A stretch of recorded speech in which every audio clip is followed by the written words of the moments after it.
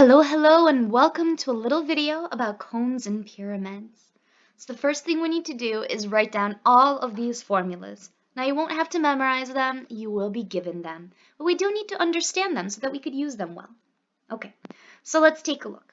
The volume of a cone is going to be 1/3 pi r squared and then h.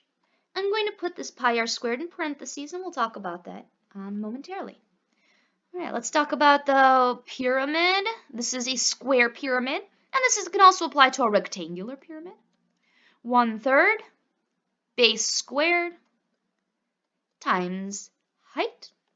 And a triangular pyramid, this is where it gets a little funky, because triangles have heights, and so do pyramids. So we have, oh, whoops, my bad, I switched to typing by accident. Let's try that again. 1/3 times 1/2 base times height, and that's the lowercase h, and then I'm going to multiply by the height, uppercase h. Now, every single one of these 3D figures only has one base. Now, check this out. This is why I put everything in parentheses. The area of a circle, and I'm looking at the cone for this, is pi r squared.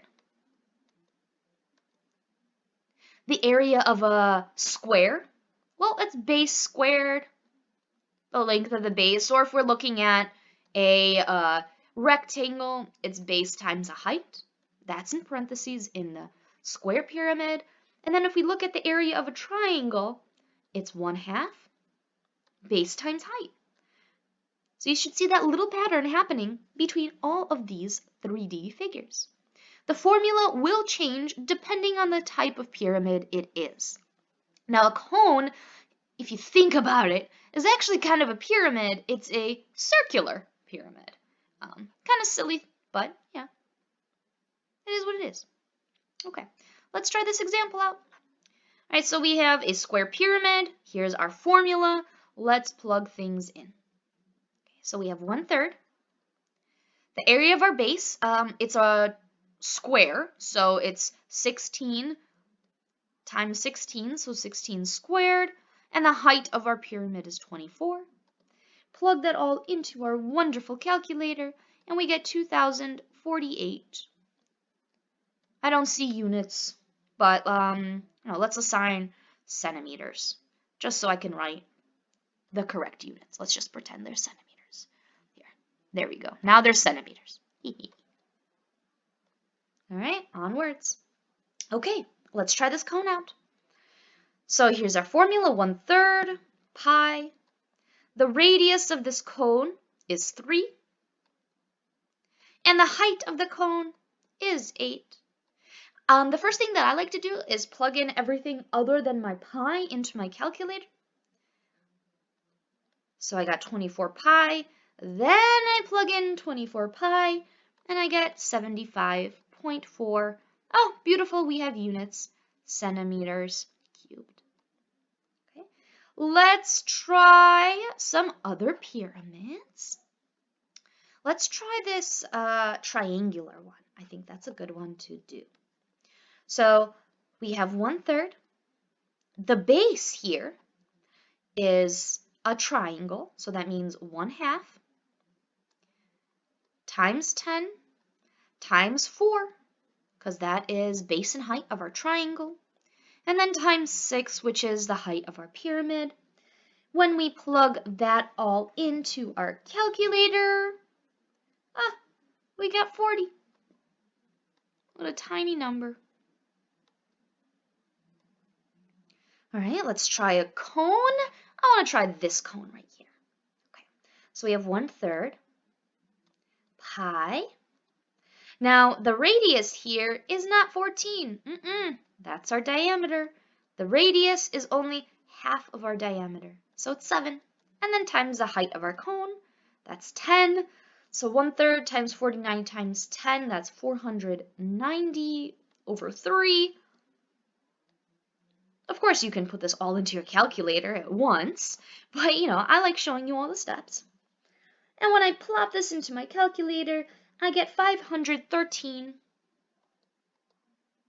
0.13. And what's our unit? Feet cubed. Onwards. Now this is a composite figure. That means there are two figures plopped into one. Here we have a cylinder and we have a cone. Let's do each of them. So first let's do our cylinder. So that's the bottom. So our cylinder is going to be pi. The radius is 7. And the height of our cylinder is 6. Plug that into my calculator. Since we're going to be adding that all up together, I'm just going to go ahead and give myself decimals right away. Okay, next let's do our cone. So that's 1/3 pi. Our radius of our cone is 7. Height of our cone is 7. If we plop that into our calculator, it's 359.19. And let's add them up because that makes a whole figure. Okay, so when I add that all up, I get 1,282.82. Our units are feet cubed. So this is a figure where we put two things together. Now let's take a look at a figure where we take it apart. For example, here are two cones, one inside the other. Let's take out the inside cone. All right. First, let's find the big cone. Because since we're going to be subtracting, let's find the bigger number and then subtract the smaller number. So let's do V for the B for bigger. Okay. So 1/3 pi. The radius of our big cone looks like it's 8. Okay, so 8 squared. The height of our cone, the big one, is 12. Plop that all into my calculator. And since we're going to have to subtract, I'm going to, do decimals right away. Get 804.25. And now let's do the volume of the small cone. So that's 1/3 pi. What's the radius here? Oh, it's 4, so 4 squared. And the height of our small cone is 6. Put that all into my calculator and I get 100.53.